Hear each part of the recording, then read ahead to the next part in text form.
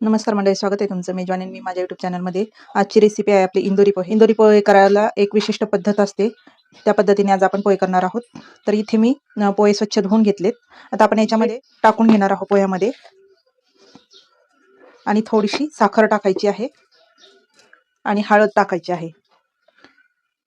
हळद टाकून आपण आता हे मिक्स करून घेणार आहोत.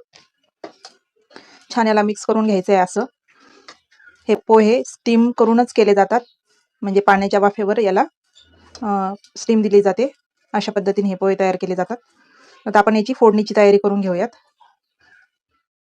आता इथे मी कढईमध्ये तेल तापत ठेवले. आता याच्यामध्ये आपण टाकणार आहोत थोडासा कढीपत्ता, थोडीशी याच्यामध्ये मोहरी टाकायची आहे आपल्याला, आणि थोडीशी बडीशेप देखील याच्यामध्ये टाकली जाते इंदोरी पोह्यामध्ये. जिरं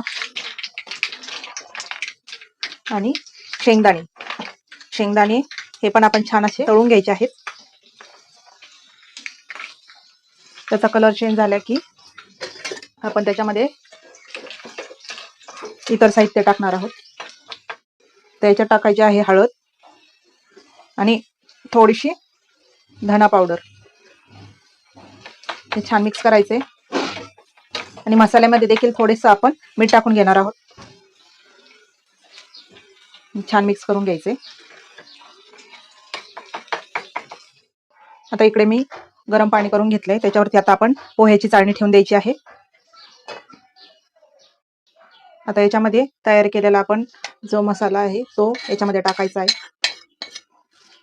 आणि छान याला हलवून घ्यायचे. छान असं एकत्रित करून घेणार आहोत. थोडंसं काळं मीठ. तर हे परत एकदा छान मिक्स करून घ्यायचे. आता पोहे छान मिक्स झाले. आता त्याच्यावरती झाकण ठेवून आपण याला 10 मिनिटं स्टीम करून घेणार आहोत. स्टीम देऊन घ्यायचं आहे दणदणीत वाफेवरती. बघू शकता आता आपली छान अशी वाफ देऊन झाली आहे. आता आपण याला सर्व करून घेऊया. प्लेट सर्व करून घेणार आहोत. असा कांदा आपण टाकून घेणार आहोत त्याच्यावरती. थोडीशी भाजलेली शेंगदाणे आणि थोडासा जिरावण मसाला, थोडीशी बारीकशी अशी शेंग, थोडीशी डाळिंबाची दाणे. इंदोरी पोहे तयार झालेत. व्हिडिओ आवडला असेल तर लाईक करा, शेअर करा, कमेंट करा आणि सबस्क्राईब करायला विसरू नका.